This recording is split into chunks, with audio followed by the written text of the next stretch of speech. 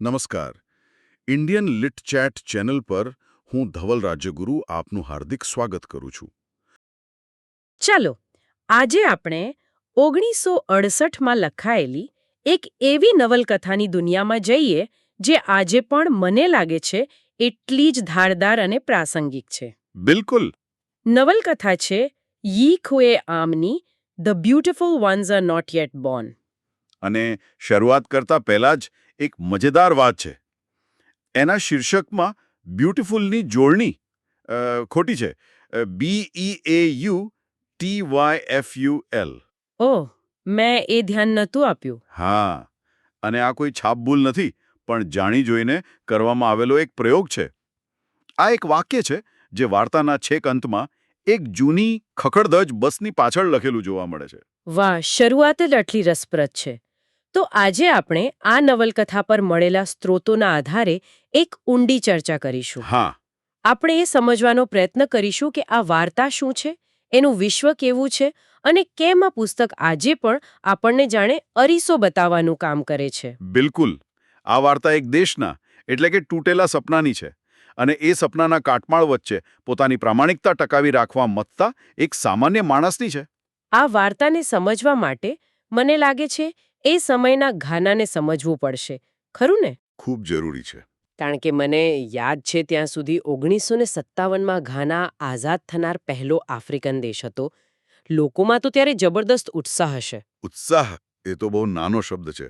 એક આખી પેઢીને લાગતું હતું કે હવે બધું જ બદલાઈ જશે. હા, ગોરાઓનું રાજ ગયું એટલે શોષણ ગયું.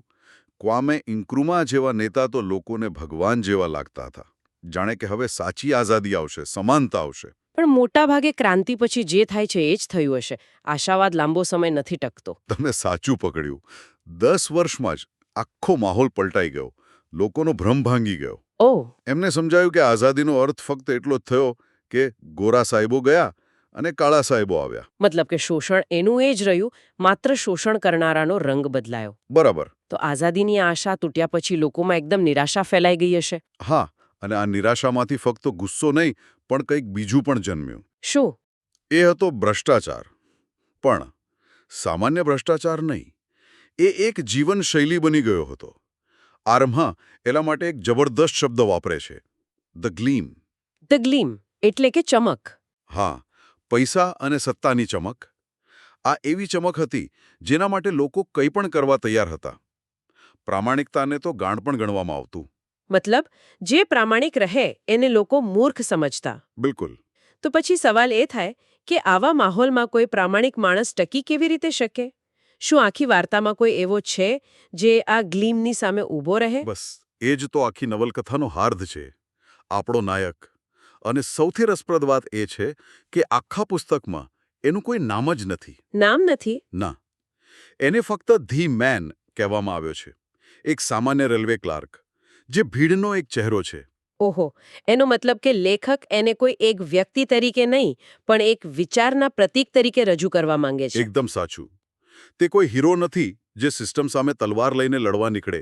ના, એ તો બસ એ ગંદકીમાં ભળવાની ના પાડી દે છે. એનો સંઘર્ષ બહુ શાંત અને આંતરિક છે. અને આ સંઘર્ષને સમજાવવા માટે લેખકે એક પક્ષીનું રૂપક વાપર્યું છે જે મને ખૂબ જ રસપ્રદ લાગ્યું. ચીચીડોડો પક્ષી. હા, ચીચીડોડો. આ એવું પક્ષી છે જેને ગંદકીથી સખત નફરત છે. એ ગંદકીની નજીક પણ નથી જતું. પણ વિરોધાભાસ એ છે કે એનો ખોરાક એવા કીડા છે જે ગંદકીમાં જ ઉછરે છે. ઓહો, મતલબ કે જીવવા માટે એને એ જ વસ્તુ પર નિર્ભર રહેવું પડે છે જેની એને નફરત છે. આપણા નાયકની હાલત પણ બરાબર એવી જ છે. બરાબર. એને ભ્રષ્ટાચારની ગંદકીથી નફરત છે, પણ એનો પરિવાર, એની પત્નીઓયો, એ સુખ સુવિધાઓ એટલે કે પેલા કીડા એ ઝંખે છે, અને એ ભ્રષ્ટાચાર વગર શક્ય જ નથી. તો ઘરમાં પણ એને શાંતિ નહીં હોય. જરાય નહીં. ઓયો તો એને રોજ મહેણા મારે છે. આ દુનિયામાં કોણ લાંચ નથી લેતું? તું શું કોઈ દેવદૂત છે?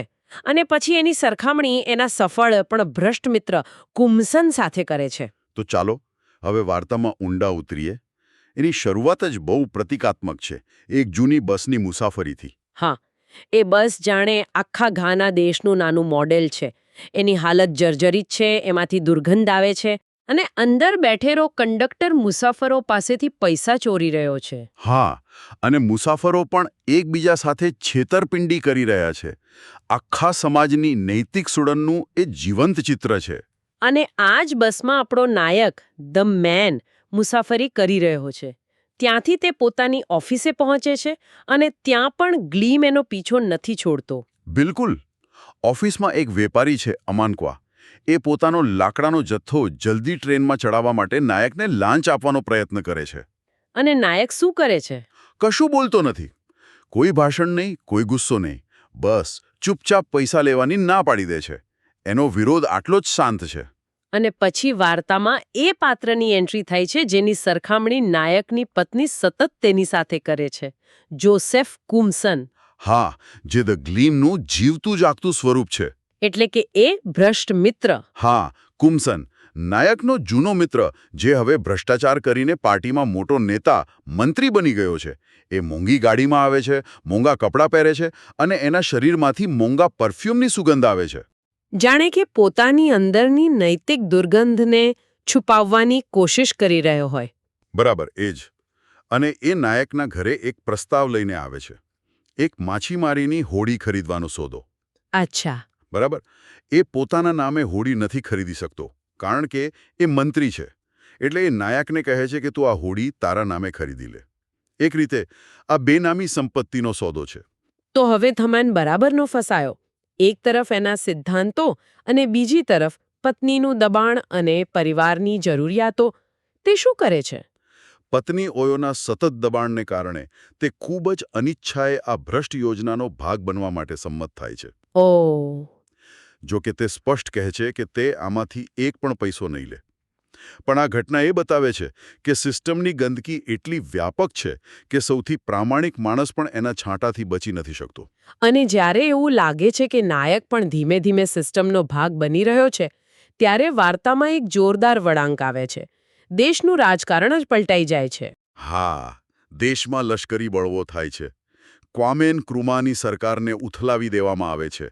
અને આ એક ઐતિહાસિક ઘટના છે જે 24 ફેબ્રુઆરી 1966ના રોજ ખરેખર બની હતી. તો વાસ્તવિકતા અને કાલ્પનિકતાનું મિશ્રણ. બિલકુલ. હમણાં વાસ્તવિકતાને કાલ્પનિકતા સાથે બખૂબી જોડે છે. તો જે કુમ્સન ગઈકાલ સુધી સત્તાના શિખરે હતો, એનું શું થાય છે? એનું પતન થાય છે. જે માણસ ગઈકાલ સુધી રાજાની જેમ જીવતો હતો, તે હવે જીવ બચાવવા માટે ઉંદરની જેમ ભાગતો ફરે છે. અને આશરો લેવા ક્યાં આવે છે? નાયકના ઘરે. હા, આપણા નાયક ધ મેનના ઘરે. અને હવે એના દેખાવમાં પણ ફરક પડી ગયો હશે. એ પરફ્યુમ અને મોંઘા કપડાં. બધું ગાયબ. હવે એના શરીરમાંથી પરફ્યુમની નહીં, પણ ડરના પરસેવાની દુર્ગંધ આવે છે. સત્તાની ચમક ઉતરી ગઈ છે અને અંદરનો ડરપોક માણસ બહાર આવી ગયો છે. અને પછી જે દ્રશ્ય આવે છે તે તો અવિશ્વસનીય છે. કુમ્સનને બચાવવા માટે નાયક જે રસ્તો બતાવે છે, તે સાંભળીને જ કંપારી છૂટી જાય. હા, એ નવલકથાનું સૌથી શક્તિશાળી અને કદાચ સૌથી ઘૃણાસ્પદ દ્રશ્ય છે. કુમ્સનને ઘરમાંથી ભગાડવાનો એક જ રસ્તો છે, ઘરની પાછળ આવેલા સંડાસના ખાડામાંથી ઉતરીને ગટરમાંથી ભાગી જવું. વાહ! મતલબ કે જે ભ્રષ્ટાચારની ગંદકીમાં આખી જિંદગી જીવ્યો, એને અંતે ભાગવા માટે પણ અસલી ગંદકીનો જ સહારો લેવો પડ્યો. આનાથી વધારે શક્તિશાળી પ્રતીક શું હોઈ શકે? સાચી વાત છે. લેખક અહીં કોઈ કસર નથી છોડતા. એ દ્રશ્યનું એટલું વિગતવાર વર્ણન છે કે વાચકને પણ એ દુર્ગંધનો અનુભવ થાય. લેખક સ્પષ્ટ સંદેશ આપે છે કે ભ્રષ્ટ લોકોનું સાચું સ્થાન આ ગટરમાં જ છે. કુમ્સનને એ ગટરમાંથી ભગાડીને હોડી સુધી પહોંચાડ્યા પછી નાયક પોતાની જાતને સાફ કરવા દરિયામાં સ્નાન કરે છે. એ જાણે કે કુમ્સનના સંગતની અને એ ગટરની એમ બંને ગંદકીમાંથી શુદ્ધ થવાનો પ્રયત્ન કરી રહ્યો છે. હા, એક ક્ષણ માટે એને શાંતિ મળે છે, પણ એ શાંતિ લાંબી ટકતી નથી. કેમ? કારણ કે જ્યારે તે પાછો શહેર તરફ ફરે છે, ત્યારે તે જુએ છે કે રસ્તા પર નવી સરકારના પોલીસવાળા પણ જૂની સરકારના પોલીસવાળાની જેમ જ એક ડ્રાઈવર પાસેથી લાંચ લઈ રહ્યા છે. ઓ, મતલબ કે કશું જ બદલાયું નથી. ચહેરા બદલાયા, પાર્ટી બદલાઈ, પણ સિસ્ટમ એની એ જ રહી. ચક્ર ચાલતું જ રહે છે. બરાબર. અને એ જ નિરાશાની ક્ષણમાં નાયકની નજર એક બસની પાછળ લખેલા વાક્ય પર પડે છે. The beautiful ones are not yet born. સુંદર લોકોનો જન્મ હજુ બાકી છે. હા, અને આ વાક્ય સાથે વાર્તા પૂરી થાય છે. નાયક પોતાની એ જ નીરસ જિંદગી તરફ પાછો વળે છે. આ બધું સાંભળીને ખાસ કરીને ગટર અને ગંદકીના વર્ણન એવું લાગે છે કે આ નવલકથા થોડી વધારે પડતી નકારાત્મક છે. મને ખ્યાલ છે કે આફ્રિકન સાહિત્યના પિતામહ ચિનુઆ અચેબે પણ આના મોટા આર્ટિકાકાર હતા, બરાબર? તમે સાચું પકડ્યું. અચેબે અને બીમાર પુસ્તક એટલે કે સિક બુક કહ્યું હતું. બીમાર પુસ્તક. હા, તેમને લાગ્યું કે આર્મે આફ્રિકાનું અપમાન કરી રહ્યા છે. એમનું માનવું હતું કે લેખકે આફ્રિકાનું એટલું ઘૃણાસ્પદ ચિત્ર રજૂ કર્યું છે જાણે અહીં માત્ર ગંદકી, ભ્રષ્ટાચાર અને નિરાશા સિવાય બીજું કંઈ છે જ નહીં. તો શું આ ટીકા યોગ્ય હતી? આ એક મોટો પ્રશ્ન છે. અહીં જ ખરી ચર્ચા શરૂ થાય છે. આમના સમર્થકો દલીલ કરે છે કે બીમાર સમાજની સારવાર કરવા માટે કડવી દવાની જરૂર પડે છે. બરાબર. શું આમ ખરેખર શારીરિક ગંદકી વિશે લખી રહ્યા હતા કે પછી એ ગંદકી કોઈ બીજી મોટી સમસ્યાનું પ્રતીક હતી? મને લાગે છે કે તે પ્રતીક જ હતું. બિલકુલ. મળ, મૂત્ર, કચરાના ઢગલા આ બધું વાસ્તવમાં દેશની નૈતિક અને આધ્યાત્મિક સડનનું પ્રતીક હતું. આમ સમાજની સામે અરીસો ધરી રહ્યા હતા. અને જો અરીસામાં ચહેરો કદરૂપો દેખાય તો વાંક અરીસાનો નથી, પણ ચહેરાનો છે. સાચી વાત છે. અને સૌથી આશ્ચર્યની વાત એ છે કે આર્મે જે વાત દાયકાઓ પહેલા ઘાના માટે લખી હતી એ આજે પણ દુનિયાના ઘણા દેશોમાં એટલી જ સાચી લાગે છે. બરાબર. સત્તા બદલાય છે પણ ભ્રષ્ટાચાર અને સિસ્ટમ એ જ રહે છે. એટલે જ આ પુસ્તક આજે પણ એટલું જ પ્રસ્તુત છે. તે માત્ર ઘાનાની નહીં પણ આઝાદી પછી ભ્રમભંગનો અનુભવ કરનારા દરેક સમાજની વાર્તા બની જાય છે. સાચી વાત. એના અને અંતે આ નવલકથા આપણને એક બહુ મોટા સવાલ સાથે છોડી જાય છે. કયો સવાલ? શીર્ષક કહે છે કે સુંદર એટલે કે પ્રામાણિક અને નૈતિક લોકોનો જન્મ હજુ બાકી છે. આ આપણને વિચારવા મજબૂર કરે છે કે એવા લોકોના જન્મ માટે કેવી પરિસ્થિતિઓ જરૂરી છે.